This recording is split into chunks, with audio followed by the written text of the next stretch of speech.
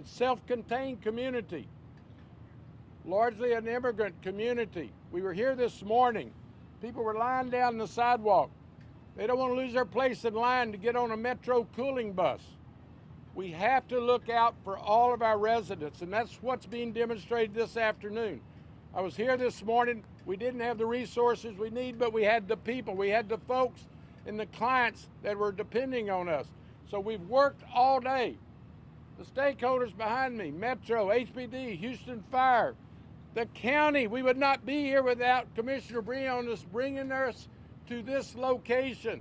The nonprofit. The nonprofit is what provides for the communities during normal times. We're trying to establish where people in this complex can walk across the street and have the food, the resources, the safety that they deserve, and we're going to provide. The cooling centers will be at all of our multi-service centers. Houston employees are to go back to work tomorrow, and we're going to shift you from some of your normal activities to some of the learning centers, to some of the cooling centers. So be flexible, city employees. We're here to serve. I could give you a long list of the food bank. Let me give a shout out to collaboration. We got a hold of the State of Texas Emergency Center. They're here. They had pre-positioned trucks with water, ice, and food. They're here. This great health community has been present all day long. The county commissioners, the state of Texas, Tom Ramsey was here this morning. I've never in my 50-plus years of dealing with crisis as a public official seen the collaboration. It makes a difference. People are excited to help the city of Houston. Resources are flowing here from across the state, from our neighboring counties. This is what it's all about. I'm certain I'm leaving out groups that ought to be recognized. Our city councilmember Peck, we're in her district. She's calling attention to the fact that we need to help people get to her cooling center. If you need a ride, call 311. If it's an emergency, call 911. Understand, HPD is protecting property and people. Houston Fire, the chief is on his way downtown to answer a call, but he wanted to caution everyone about carbon monoxide. We've had repeated incidents of where families are using generators, but the fumes are backing up in the apartment or the house. Please, please, make certain that you've got proper ventilation if you're using a generator. The fumes will affect your housing. Going forward, Centerpoint is about 80% complete. Now, I know that doesn't mean a lot to you if you still don't have energy. And there are spots across our city, certainly Northwest, Spring Branch, going through the Heights. I know the Heights will have a block left out of not being re-energized. It's because of your transformer or some technology that once they turned on the community's re-energization, there's still a specific problem for that resident. So realize, we know who you are. They want to complete their mission. They hope to have it mostly, substantially is their word, substantially by sometime Wednesday. A lot of work left to do. Please be safe. I can't emphasize enough, cut out unnecessary driving, particularly at night. Avoid the downtown exclusive areas, the 6 blocks. I want everyone to know we are doing everything we can. We feel your pain. We're experiencing your pain. I spent all morning with these families lined up. One family told me they had walked 40 minutes here from Hammerley and Long Point to get here. They were disappointed that we didn't have the resources, but we've taken care of that. We gave them a ride back. And I've always thought I had too much security, but that's another story. One of my security persons took them home. That's why we run for office. That's why we're all called public servants, whether you're ever on the ballot or not. I'm lined up and surrounded by public servants, each one of you, whether you're ever on the ballot or not. We're doing what we're supposed to do. We're in a life safety mode, but now we're also emphasizing humanitarian needs. Let's get these folks roofs back on their house. FEMA's here this afternoon. We'll have a mobile unit here in the morning to interview these folks. Let them apply for federal assistance. So I don't know what I've left out, but all I can say is it's all hands on deck. All hands on deck and then more hands. So let me yield to one of the finest public servants, dedicated public servants, who got us to this location. This is a self-contained community. And they don't reach out to us, we've got to reach out to them. And that's what's being accomplished as I talk. Commissioner Briones, thank you for your public service. Thank you. And if you'll help my friends with the translation, I'll say something else tonight about you. Claro que sí. Good afternoon. Welcome to the City of Houston. Welcome to Harris County Precinct 4. Welcome to Councilmember Amy Peck's district. We are here again this afternoon. This morning, many of you were here. We saw the lines of people. We learned that there is 900 children under the age of 5 who live within 3/4 of a mile here. There are apartment complexes everywhere. This is a severely under-resourced area. When we have temperatures going over 100 degrees with a heat index, we know that we must take action. There are numerous cooling sites across the city and the county, numerous distribution centers. This is one that shows government in action and the power of partnerships. This morning, we were able to harness the power of the community, of different levels of government, and we're back this afternoon with the federal government. Thank you to the FEMA representatives here. Thank you to the Texas Department of Emergency Management leadership that is here, the county and the city with local nonprofits. And now we are showing up with even more resources because of your voices. So thank you. There's so many partners to thank, but I just want to let you know that right now we have, thanks to the Texas Department of Emergency Management, deploying the FEMA resources that the Biden administration has sent to us. Here at this location, we have 22 pallets of water, 22 pallets of ice, and 22 pallets of MREs, and we've asked for the same again tomorrow here. Please go to the City of Houston and Harris County websites to see the different sites. I also want to encourage you, FEMA, call FEMA, go to FEMA's website, get an app. The registration is quick. You may qualify for $750 of immediate assistance. We will do our part to press to make it as easy and efficient as possible. Lastly, we're picking up debris that's in the works. Again, Harris County's working within the City of Houston to get it done. Precinct 4, we have about 150 crew members working here in East Spring Branch, Lazy Brook, Timber Grove, and beyond. We're also working with the city this evening. We've heard from you about the mosquito problem that has just been exacerbated. We are having Precinct 4 trucks along with city trucks that will be spraying starting this evening. We will not stop until we get it done. We know that there's still approximately 200,000 people waiting for power. We have amazing leadership at Centerpoint, including who also happens to be the Metro Chairperson, Elizabeth Gonzalez-Brock. They're working around the clock, the government's working around the clock, and here in Harris County we collaborate. So thank you. Muy brevemente en español, estamos aquí de nuevo en el Condado Harris, Precinto 4, la ciudad de Houston, en el Pitner, aquí en el Boys and Girls Club. Esto es el poder de las alianzas, el poder cuando el gobierno federal, estatal, del condado y de la ciudad trabajan juntos con la comunidad, con las organizaciones.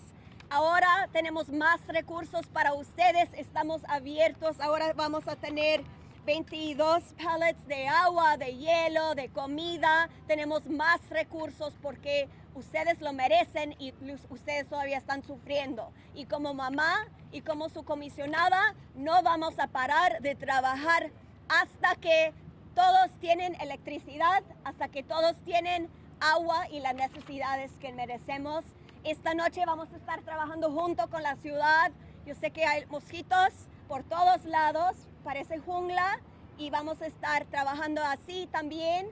Estamos yendo por la basura y los árboles. Por favor, pónenles en la curva. Please be sure to put your debris on the curbs. We've had trucks working around the clock. It makes it so much faster if you do your part and put them on the curbs. Lastly, be careful on the carbon monoxide. Los generadores, por favor, que se quedan afuera 20 pies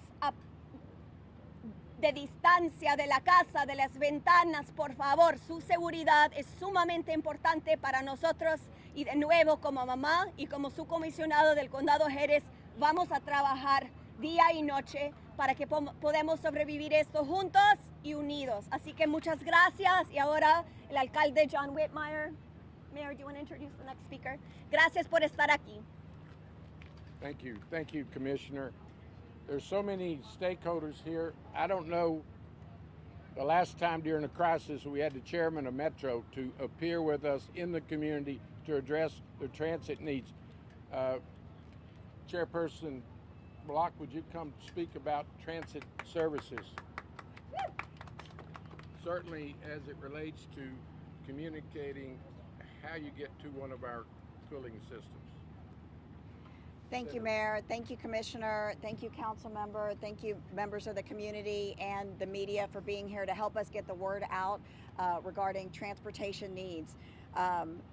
Metro is taking all the necessary steps to not only provide essential services, but also collaborating with the Mayor's office and our Commissioner's office and City Council to make sure that we get the message out to people and are getting folks here. We also have, this morning we brought the Metro buses to serve as a cooling center for people to come and get some relief from the heat. We have shifted our resources to provide support. We'll have modified services and in some cases reduced services. Our park and ride, I have suspended park and ride service because we are utilizing those buses to help with emergency responders get to and from their work locations and where they're going to rest tonight. We'll also, however, have the medical center park and ride available for service because we don't want to disrupt any services to the medical center. Our HOV lanes on 45 and 59 corridor are open. 290 will remain closed because of services for that area. And we'll run our regular bus service. We just ask that people be patient because there's debris and there's also down power lines. So we are trying to make sure that we can navigate any traffic situations that we have. For our Metro Rail, regular service has been restored to the green and the purple line. The northern portion of the red line, we're utilizing bus services. Metro Lift service will be operating at normal levels, and so our paratransits can use that to schedule trips as they normally do. Again, these modifications are temporary, and we appreciate everyone as we navigate through these difficult times to provide another service update. And be sure to call 311 if you need a ride. Again, Metro Lift is working and operating. En español, el tren de seguridad horas regulares, excepto del parte del norte de la línea roja. Aquí observamos autobuses desde Burnett hasta North Line. Los autobuses siguen sus horarios regulares, pero en algunas zonas. El HOV estará abierto, pero el 290 será cerrado por reparaciones. El servicio Metro Lift seguiría horarios regulares. Todos los park and rides estarán cerrados mañana, solamente los centros médicos están abiertos. Metro ayudaría a transportar 4,000 trabajadores que están ayudando a Center Point con reparaciones. Gracias. Thank you very much.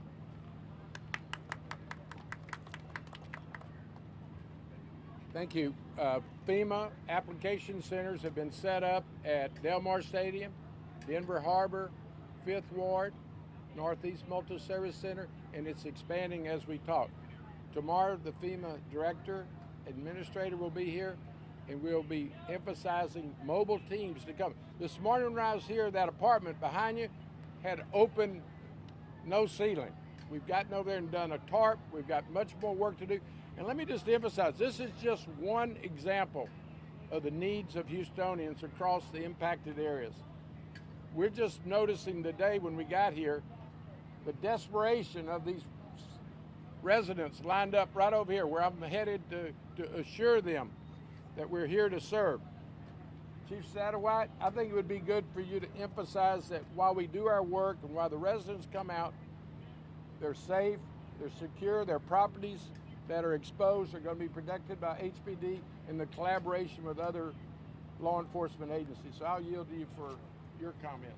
Yes, thank you, Mayor. Just we just want to communicate to all the communities that HPD is out here, and it's not just HPD, but we have a lot of partner law enforcement agencies. I think Spring Branch ISD Police are out here today, and then of course we have DPS, we have all the constables, we have Harris County. This is truly a collaborative effort. We are out here, we are patrolling, and I want a message to the public and all the public, and especially these communities out here, do not be afraid to call if you need help.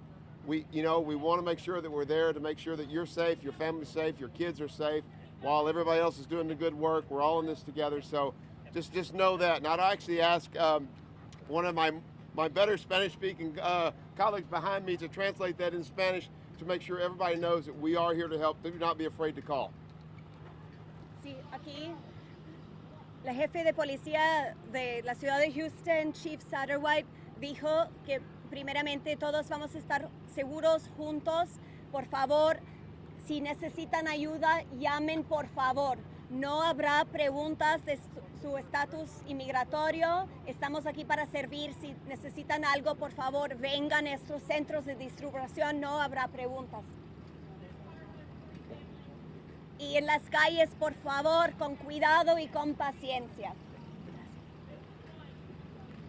You can see the distribution behind us has started, but I'm not only glad they're here, but I'm focused on the residents, that people don't always give them such encouragement to step out and ask for services. So if you have any questions, great, but I'm headed that way with the translator to make these residents know, please reach out for assistance. We're here to serve. No questions asked. Not by y'all, but by them. Any questions? Do you have any updates on the downtown exclusion zone? What's going on with the glass cleanup? We've talked to the chief. It's working well. They still have a lot of workers in and out. There's still glass falling. So, of course, we've got to be safe as we work. A couple of office buildings have actually closed till May 28th, and we'll have you a list of those. But corporate Houston, Central Houston has been a real good partner during this challenging times. Have you talked to any officials with HISD? And if you have you talked about some of the schools that don't have air conditioning? Any comment about that? I'll tell you what I did do. The Spring Branch Superintendent, Miss Dr. Blaine, was with us this morning. I gave Spring Branch great thank you for using common sense and allowing people to get their lives, their jobs, and their properties stabilized. So yes, I'm disappointed that the experience at Heights High, and there's others, where families didn't know what to do when they showed up and there was no power. They were concerned about the safety and welfare of the children, and I think that ought to be taken in consideration. Obviously, the city, I as mayor, do not call the decisions for HISD. If I was, we would have had a different system in place. I think today across Houston, certainly the impacted areas, Northwest Houston, the Heights, the East End, people needed a chance to regroup, make sure that their kids are getting the nutrition. We're trying to focus on our energy. It's all about energy. You know, in a couple hours, this building will be a cooling center of its own. So yes, we're all in this together. And anywhere in the system that there's a breakdown, it affects the entire system. I was encouraging Houstonians to not travel today unless it was necessary.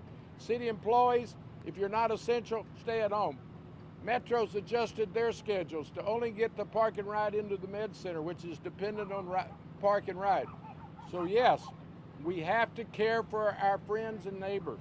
We're all in this together. In fact, in closing, I'll say, take care of your family, take care of your neighbors, take care of your pets. This is when Houston is best, looking out for each other. We sounded the alarm this morning about this complex, and you can see the outpouring of support from the state of Texas, county, the city, and yes, Spring Branch Independent School District cooperated, and we don't have school today. When you're hungry, you need water, food, safety, you don't have a roof over your head, literally, Probably going to school is not one of your major concerns. Schools are critical, our education is critical, but life support systems are even more important. Thank you for your question. One more question. Sounded the alarm last night about a senior apartment, Independence Hall, where they didn't have power. It's a horrible situation. Independence Hall has been neglected for years. Didn't get this way, but the storm brought it to our attention. In Unit 121, I, the chief, the fire chief, the emergency center director were there with a family, 4-year-old, open wiring in their apartment. Everything's wet, but you start talking to the residents. There's mental health issues there. There's every type of human neglect you can imagine there. The absentee owner, and we're running him down today. My Department of Housing is contacting and holding accountable the owner. We think there is even potential criminal neglect. You can't run a housing residential for seniors and assisted and independent living and ignore them during a time like this. The managers were out of town. They were already red tagged on their office door because of lack of city permits. We've got to do better enforcement. We've got to get the state. I've already talked to the state about the state health department doing their routine inspections on a regular basis. So yes, we're coming together right now, but there are hot spots, literally broken parts of our system that are being exposed that we have to go to work on it. And I am committed. It's the only reason I ran for office is to make a difference. And I'm going to team up with every level of government, get resources, and hold people accountable. Independent Heights is a shame that human beings. The real challenge is, where do you find them affordable housing? If they're not there, they're going to be homeless on the street, which we're addressing. In fact, the homeless is getting our assistance. We're urging them to stay away from all the broken glass downtown. Go to a cooling center. So I could go on and on the needs of the city. But we have a great city, and you're looking at the greatness of this city. It's people, but we have challenges, and we're going to meet those challenges, and we have to go to work, and we can't ignore them. We can't kick the can down the road any longer. We know our city finances are a challenge. This is a good example of why we need adequate city finances, and we're going to address that. But first, we're going to get through this crisis, this challenge of the storm. The storm didn't give us any chance to plan. This is just from years of training, commitment. I was at a Little League field over on Pinemont. We all nearly got blown away. We ran in every direction to get in our cars. Then we couldn't drive because of the swirling, the twist of the wind. The storm was unusually extensive with no notice. We have to get ready. Our weather patterns we know are in transition. We've got to be ready. Getting ready for a hurricane. I was actually in a preparation that morning, Thursday morning, with 36 stakeholders about preparation for hurricane season. This one came up on us with intensity and the suddenness that we quite frankly hadn't dealt with in recent years. But we're ready now. We got the resources. Every agent, this social agency, the Boys Club. Why don't you tell us what it's like at this complex on a normal day, and then we'll go to work.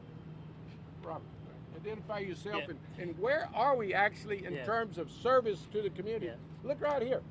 This should be on the cooling list on a regular basis. They don't get any city or county assistance. We're going to deal with that after this storm. Go ahead briefly. Thank you, Mayor Whitmire. Kevin Hattery, Boys and Girls Club, Greater Houston CEO.